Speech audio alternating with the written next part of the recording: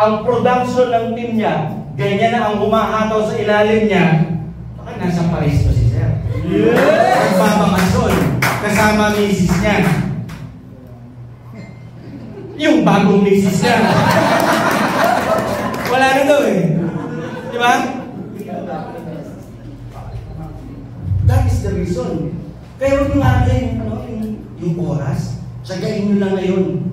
Pag na-achieve nyo yan, buti kung 100 lang dito. Buti kung 3 hours lang. Yung iba dyan, full time, bumahataw. Di ba? Para pagdating, from today, ang goal ko, after 2 years, lahat kayo malulupit. Yung bang pagka nagkasalubong ngayon, bakit magkano check mo? Mababa, eh. Bakit magkano? 800,000 lang eh. Di ba? O bakit magkano check mo? Pare, bumaba ngayon, malungkot si misis, magkano? 1.2 million lang eh. After 2 years, ha? Hindi mo sabihin, from today, tatrabahuhin. Hindi masya. Iyan ko sa inyo yung law of leverage. Simple explanation. Kilala niyo si Henry C? Yes. Di ba? Kilala niyo? Kilala niyo kayo? Di ba? May-ari ng? SM. Meron bang Jollibee sa SM? Nung kumain ka sa Jollibee, kumita si Jollibee? Yes. Umuupa siya sa Marikina, SM. Kumita sa SM Marikina? Yes. Yung komisaryo na pinagagawa ng hamburger, kumita? Yes. Yung office ng SM, kumita? Yes. Nandun ba si Henry C? Hindi, kumita, di ba? Dapat to XK. Papagalitan ko yung taga-edit ko. Di ba? Hindi siya ang nag-serve sa'yo doon. Patay na nga eh. Legacy na to. Itong system mo, pwedeng maging legacy mo rin yan. Yung pinagirapan mo, kumikita ka na ng 1.3 million a month, tapos biglang sabi ni Lord, your time's up. Tapos namin siya. Halika din eh. Di ba, gano'n? Yes. Yung mainiwan mong system ng business na yun, ipapasa mo sa anak. Yeah. Yung iba, kukunin ni Lord, umiiyak. Paano ang anak ko? Wala ko kayo iwan.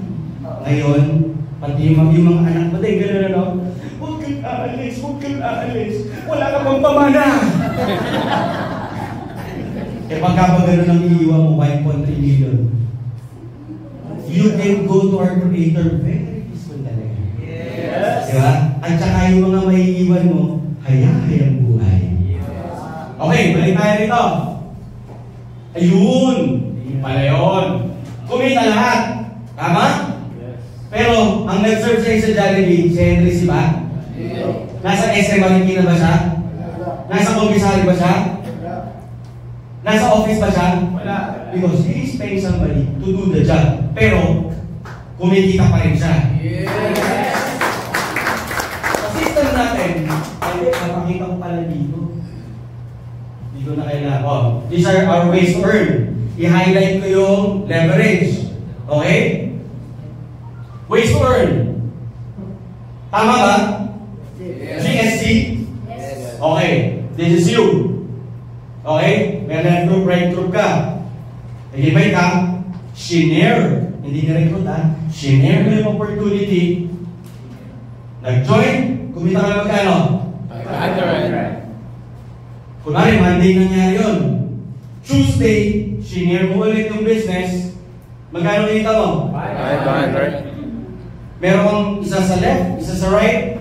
1,000. Sa madaling salita, kinita mo magkano? 2,000. Kunwari, maganda na grupo mo, 2,000 per day times 30, magkano? 60. 60. 60K. Kinikita mo. Nag-umpisa ka lang sa dalawa. O magkano minimum wage natin dito sa Metro Manila? 645. Hindi ka kikita ng 12,000 buwan-buwan. Kasi kakantasan ka pa ng SSS, PhilHealth. Wala ka naman pag-ibig.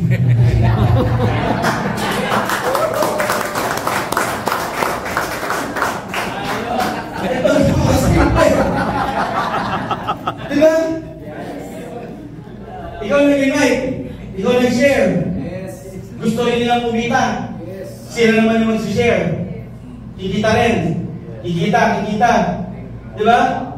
O leverage. Hindi mo na ginagawa. Kumikita ka pa